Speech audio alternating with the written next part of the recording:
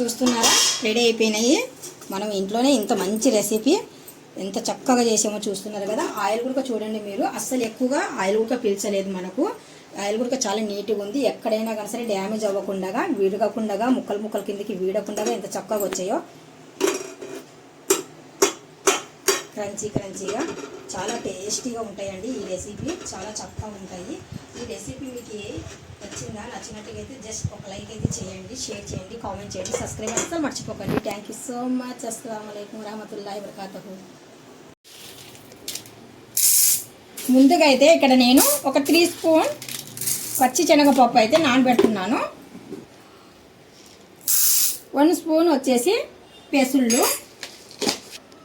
కొద్దిగా ఇందులో వాటర్ వేసి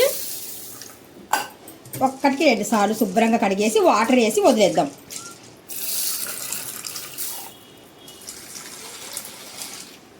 ఒక గంట అయితే చాలు. అయితే ఇంకా నేను ఇప్పుడు మనం పప్పు అయితే నానబెట్టేసాం కదా. పప్పు నానబెట్టిన తర్వాత ఇప్పుడు సరిపోయినట్టుగా వాటర్ అయితే ఇక్కడ నేను లైట్గా అంటే లైట్గా ఏం కాదులేండి, పెట్టేసాము స్టవ్ పైన. ఇప్పుడు చేయవలసింది మనము కర్రీ లీఫ్ అయితే ఇంకా కొద్దిగా మనము గ్రైండ్ చేద్దాం. ఇప్పుడు మనం కర్రీ లీఫ్తో పాటు ఒక 3 మంచిగా ఉన్న ఎండుమిర్చి అయితే ఇంకా ఇందులోనే యాడ్ చేస్తున్నాను. ఇందాక మనం గ్రైండ్ చేసి పెట్టుకున్న ఎండుమిర్చి, కరివేపాకు, ఇందులో చిన్న ముక్క అల్లం ముక్క తీసుకున్నాము. ఈ అల్లం ముక్కకి చిన్న చిన్న ముక్కల్లాగా కటింగ్ చేసేసి మిక్సీ జార్లో వేసేస్తున్నాను. దీంతో పాటు ఇక్కడ ఎల్లుల్లి రంబలు కూడా యాడ్ చేసేస్తున్నాను.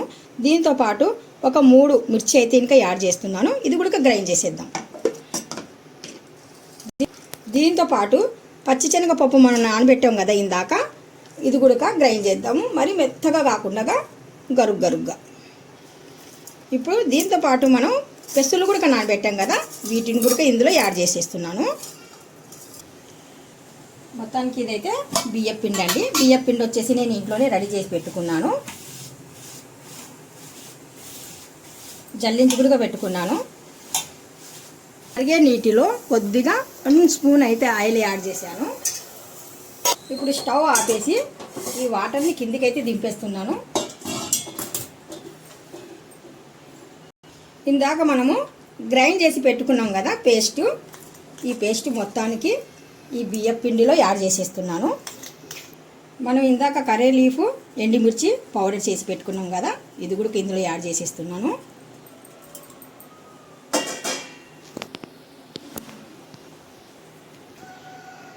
ఇప్పుడు రుచికి సరిపోయినట్టుగా సాల్ట్ అయితే యాడ్ చేస్తున్నాను.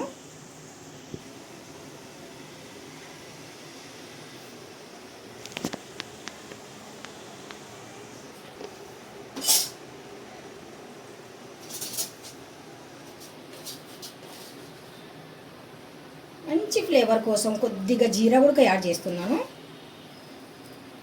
ఇంకా మరీ రుచి బాగా ఉండాలనుకుంటే కొద్దిగా నువ్వులు కూడా యాడ్ చేస్తున్నాను.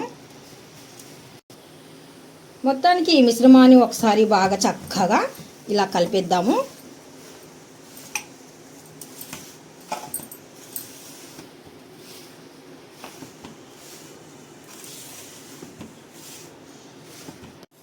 ఇప్పుడు మనము కొద్దిగా వాటర్ వేసి మన చపాతీ ముద్దలాగా ఈ పిండిని కలిపేద్దాం.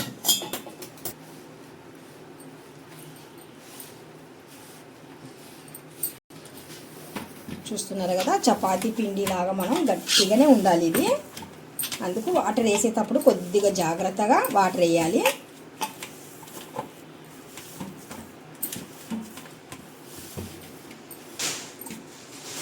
పిండి శుభ్రంగా మనకు బాగా కనిపిస్తుంది కదా, అంటే ఈ మాదిరిగా ఉండాలి పిండి. చూస్తున్నారు కదా. ఇప్పుడు ఈ పిండిని మనం చిన్న ఉంటలుగా కటింగ్ చేసేసుకుందాము.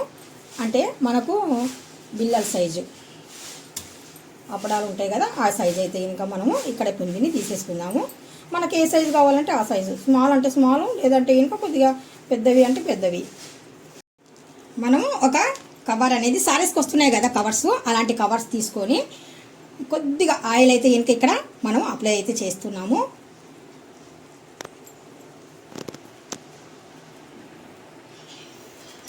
ఇప్పుడు మొత్తానికి అన్నీ మనము 1 బై 1 కొద్దిగా గ్యాప్ పెట్టేసి ఇలా పెట్టేద్దాము.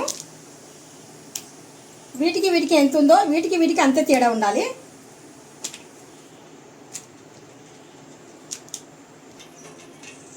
ఇలా పెట్టేసుకున్నాం కదా. ఒకటి మనము ఆడుకోకుండా ఫాస్ట్గా మనకు పని అవ్వాలనుకుంటే ఇలాగ ముచ్చు కవర్ తీసేసుకొని డబల్ ఇలాగ వేసేద్దాం.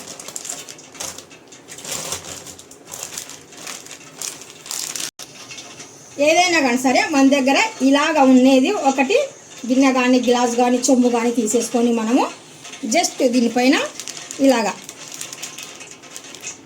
ఇది ఎంత ఎలడిపోయితే అంతే చాలు. ఎందుకంటే కనుక ఇది మరి పల్చన ఉండొద్దు, మరి ఎక్కువ మందము వద్దు. ఇలాగ అన్నామనుకోండి అది కొద్దిగా మనకు ఈ లెవెల్గా వచ్చేస్తుంది. చూస్తున్నారు కదా ఇలాగ.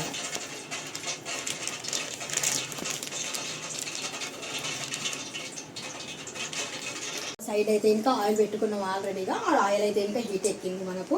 ఇప్పుడు ఇవి కూడా రెడీగా ఉన్నాయి. అసలు చాలా సింపుల్గా అండి, ఎక్కువ కష్టపడకుండా నెమ్మదిగా తేలిగ్గా. కవర్ తీసేటప్పుడు మాత్రం కొద్దిగా నెమ్మదిగా తీసుకోండి. 2 సైడ్ అయితే కనుక వేయండి మీరు, ఎందుకంటే నేను 1 సైడే వేసాను కదా, అందుకనేసి పిండి అనేది కొద్దిగా అతుక్కున్నట్టుగా అనిపిస్తుంది కదా మనకు. 2 సైడ్ అయితే వేయండి మీరు. ఏదైనా కదా సరే ఇలాగ ఫ్లాట్గా ఉన్న దీన్ని తీసుకొని ఈ అప్పడం కిందకి ఇలా పెట్టేసి జస్ట్ ఇలాగనేసి ఇలాగ వేసేద్దాము. వేసిన తర్వాత ఒక కొద్దిగా వేగంత వరకు వేడి చేద్దాము. లేదంటే కనుక మనం కలుపుతూ ఉంటే అది పచ్చి పిండి కదా, ముక్కల కిందకి వేడిపోతుంది.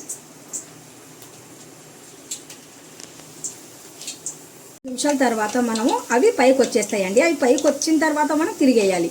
అవి పైకి రాలేదనుకుంటే ఇంకా అవి అవ్వలేదనేసి మనకు లెక్క. అవి పైకి వచ్చాయనుకోండి మనం జస్ట్ అలాగా తిరిగేస్తే ఇంకా చక్కగా అవి ఇరగకుండా నీట్గా వచ్చేస్తాయి.